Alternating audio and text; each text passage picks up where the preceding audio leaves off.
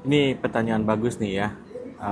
Kalau gue yang pertama kali akan gue lakukan begitu gue masuk ke perusahaan sebagai seorang SEO gitu ya. Ini gue pasti pengen tahu dulu goals dari SEO yang diinginkan oleh perusahaan itu apa. Ya, mereka tuh ngarepin apa sih dari SEO kan? Ada perusahaan yang misalnya sudah define itu ya, dan itu tentu lebih memudahkan untuk kita. Ada juga yang belum. Mereka bahkan kadang-kadang suka bingung sendiri. Apa sih yang seharusnya didapetin oleh perusahaan yang jalanin SEO campaign? Kalau keadaannya seperti itu, perusahaannya belum tahu ya apa yang eh, mereka inginkan dari SEO ya. Kita yang inisiatif, kita lihat bisnis dari perusahaan ini apa, kita lihat apa faktor-faktor yang menyebabkan perusahaan ini bisa bertumbuh ya. Nanti dari informasi itu kita yang nyiapin alurnya, bagaimana kita bisa berkontribusi terhadap itu. Jangan takut, jangan minder ya. Ada orang SEO yang takut-takut gitu, merasa bahwa gue kan masih baru ya, gue tuh bukan orang yang senior misalnya ya kan. Jadi nggak berani untuk melakukan ini. Menurut gue justru orang SEO di fase-fase awal ketika mereka merintis karir mereka, tahu soal goals dari perusahaan, tahu cara berkontribusi dari SEO untuk perusahaan itu, akan jadi nilai yang besar untuk si orang SEO ini ya. Dan orang SEO-nya juga jadi tahu gitu harus seperti apa mereka ya.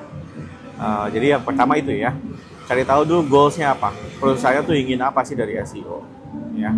Kalau perusahaannya belum tahu, belum mengerti itu, kita yang inisiatif lihat apa yang menyebabkan perusahaan ini bisa bertumbuh, terus cari tahu kira-kira seperti apa SEO bisa berkontribusi untuk pertumbuhan itu. Yang kedua, cari tahu bagaimana proses kerja di perusahaan tersebut, terutama yang berkaitan dengan SEO, kan? Termasuk misalnya nanti kalau ada technical issues, siapa yang akan mengerjakan, proses konten development-nya seperti apa, ya kan? Hal seperti itu yang pasti akan berpengaruh terhadap pekerjaan kita, terhadap proses SEO yang kita jalankan ya. Karena ini penting gitu, ya kan? Ini penting kalau kita sudah tahu itu, sudah mengerti itu, akan lebih mudah untuk kita nanti menyusun plan SEO kita ya. Nah, itu yang ketiga. Yang ketiga adalah untuk menyiapkan plan dari informasi goals dan proses kerja yang ada di perusahaan itu ya. Kita siapin tuh plan kerja kita seperti apa. Apa yang akan kita lakukan untuk perusahaan tersebut ya. Ada kondisi misalnya di perusahaannya sudah ada SEO manager, let's say, kan, dan dia yang sudah menyiapkan tas-tasnya ya untuk kita kerjakan ya. Ya itu juga sama, nanti kita yang harus translate sendiri ke dalam plan kerja kita pribadi kan, ya. Dari tas yang sudah diberikan sama kita yang tentukan tuh, ya. Seperti apa, kapan mengerjakannya, berapa lama waktunya ya kan.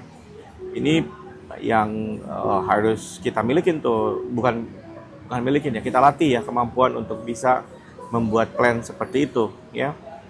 Tas yang kita terima kita breakdown lagi ya, lihat loadnya seperti apa ya, terus yang tadi itu tuh alur kerjanya seperti apa dan seterusnya ya kan. Supaya align semuanya ya kan. Apalagi kalau misalnya di perusahaan itu nggak ada SEO managers ya, dari goals alur kerja itu kita nyiapin semuanya plan sendiri. Tiga tuh ya. Yang terakhir nih, yang keempat ya. Yang keempat, kalau kamu baru masuk ke perusahaan ya, be it untuk SEO atau untuk posisi apapun, berusaha untuk aktif di perusahaan itu ya. Nggak cuman gosip di belakang ya, tapi juga ikutan diskusi, kasih saran ya, kasih insight ya kan. Kelihatan gitu ya, dari awal. Apalagi kalau kamu pekerjaannya di perusahaan-perusahaan yang organisasinya besar gitu ya, karyawannya banyak, kamu masuk ke sana di awal-awal itu masa-masa yang penting untuk kamu bisa kelihatan kan. Jangan sampai kamu masuk ke perusahaan terus diem aja, diajakin meeting nggak pernah ngomong ya kan. Ada kesempatan untuk ngasih saran, ngasih insight, nggak pernah diambil kan. Susah kalau seperti itu ya.